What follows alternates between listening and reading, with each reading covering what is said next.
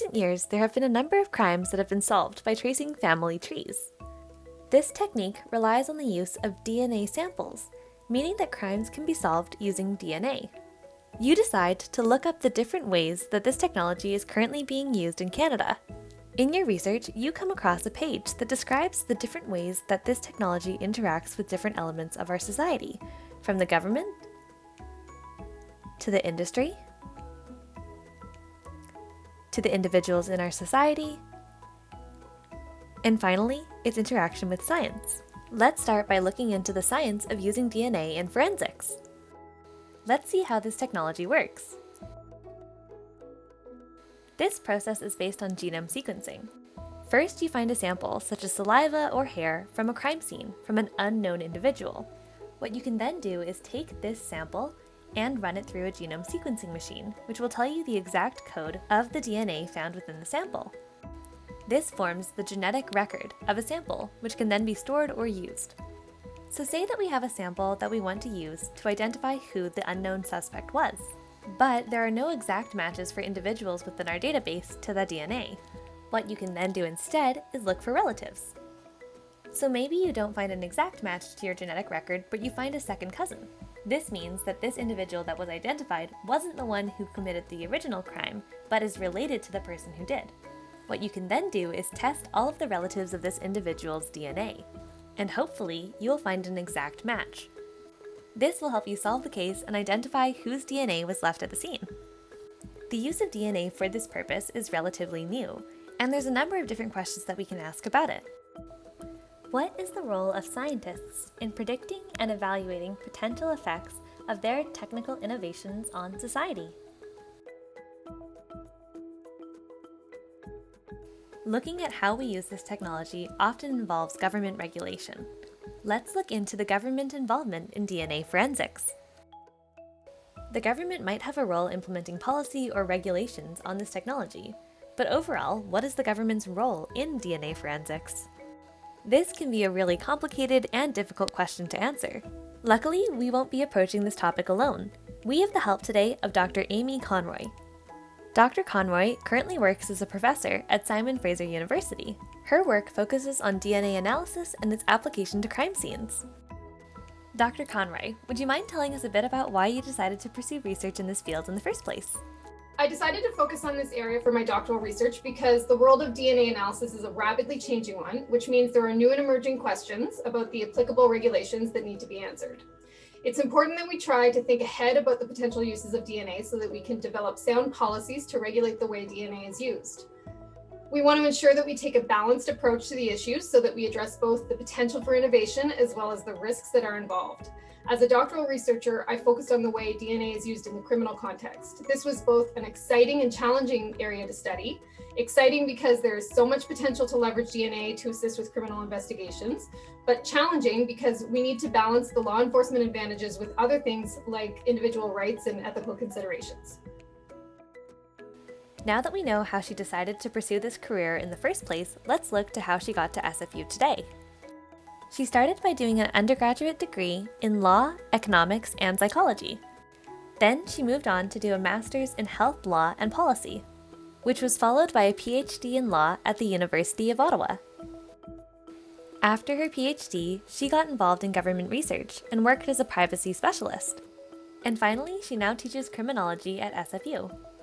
Now let's ask Dr. Conroy some questions about DNA use in Canada. So, would you mind telling me about the rules that apply to police use of DNA in Canada? Canada, like most other countries in the world, has a DNA data bank that was created to assist with criminal investigations. The Canadian Forensic DNA Data Bank is known as the National DNA Data Bank, or the NDDB. The NDDB was established in the year 2000. Since then, this data bank has assisted police in the investigation of thousands of crimes. Police investigations most often benefit from the NDDB during the investigation of crimes like breaking and entering, as well as robberies. The NDDB has also proven useful in the investigation of certain sexual offenses, as well as assaults and other crimes. Now let's go to the rules that apply to police use of DNA in Canada. The legislation that regulates the way police use the NDDB is called the DNA Identification Act. This act includes a number of rules about how police can use DNA when they are investigating crimes. To start, there are different categories of DNA on the databank. There is a convicted offender index, which contains DNA from people who have been convicted of a designated crime. That DNA can be searched when police investigate future crimes. If DNA from a convicted offender matches DNA found at a crime scene, that person could become a suspect in the crime being investigated. There is also a crime scene index, which holds unidentified DNA that is collected from crime scenes. For a long time, these were the two categories of DNA that were contained on the National DNA Databank. In recent years, though, Canada's NDDB has been expanded, so it also now has new categories of DNA, such as Missing Persons Index and a Relatives of Missing Persons Index. The rules are different depending on which index we are talking about. For the Relatives of Missing Persons Index, for example, police need to get consent from the person providing the DNA before it can be included on the NDDB. That person can also withdraw their consent to having their DNA remain on the databank at any time. For the Convicted Offenders Index, the government does not need consent from the individual. There are a number of other restrictions, many of which are in place to protect individual privacy rights. For example, there are rules about how long DNA can be retained on the NDDB. The rules also ensure that biological samples are identified by barcodes rather than names, and the personal information that attaches to the DNA, including the person's identity, can only be released to police investigators when authorities determine it is necessary and appropriate to do so. The law also dictates when and how DNA can be shared with other law enforcement authorities, like investigators in other countries. This discussion leads to many questions about the government's role in DNA forensics.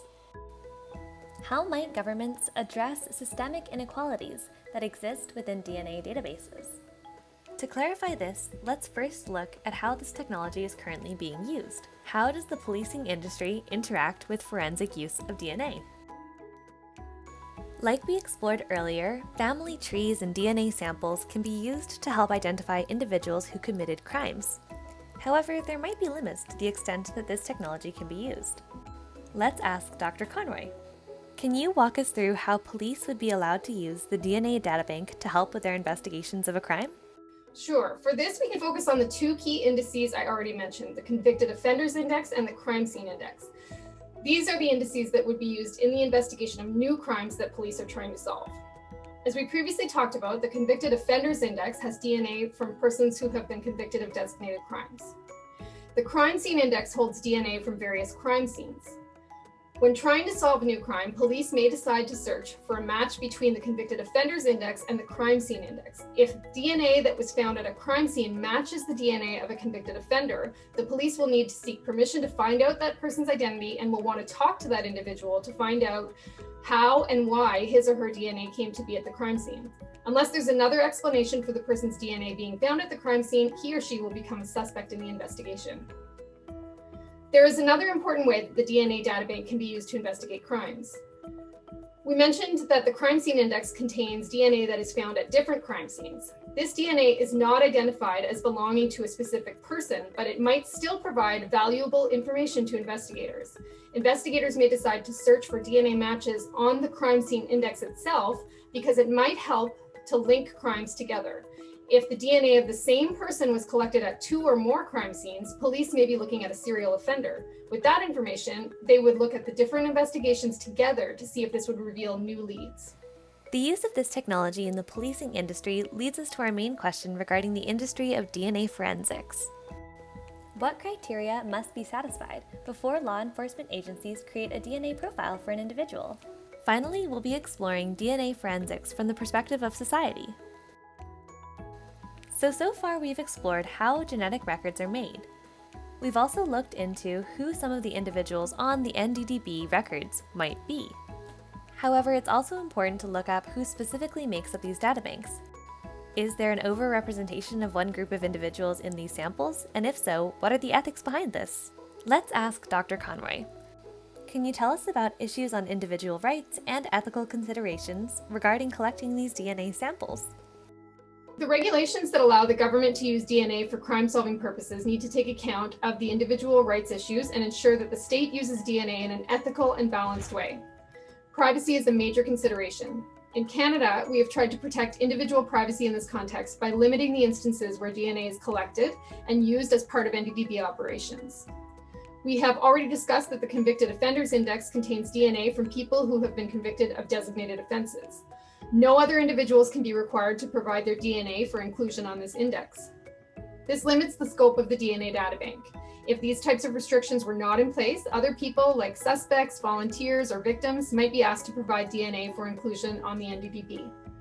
What the government is effectively saying is that you do not need to be included on the NDDB unless your actions justify a reduced level of privacy. In addition to privacy considerations, there are quality implications to the way we use the NDDB. It is well known that the criminal justice system reflects an overrepresentation of Indigenous peoples as a result of colonialism and historical and ongoing oppression.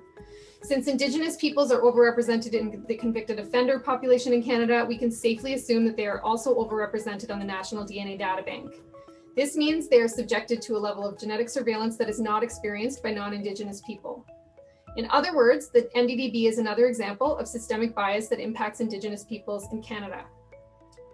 Finally, it's important to have proper oversight of NDDB operations. Canada has strong measures to ensure oversight. Part of the mandate of the DNA Identification Act was to establish an advisory committee. This committee is made up of a number of experts and stakeholders that together advise on the ongoing administration of the National DNA Databank. They weigh in on issues related to DNA ethics, scientific advancements, and necessary changes to the law.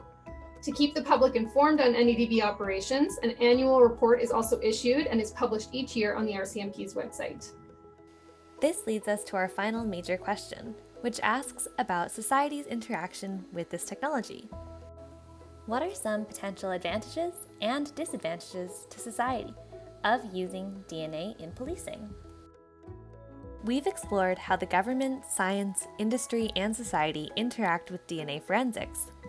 All of these factors being considered, do you think we should be using DNA databank forensics in Canada? Thank you for watching this Genomics and Society video by Genome BC.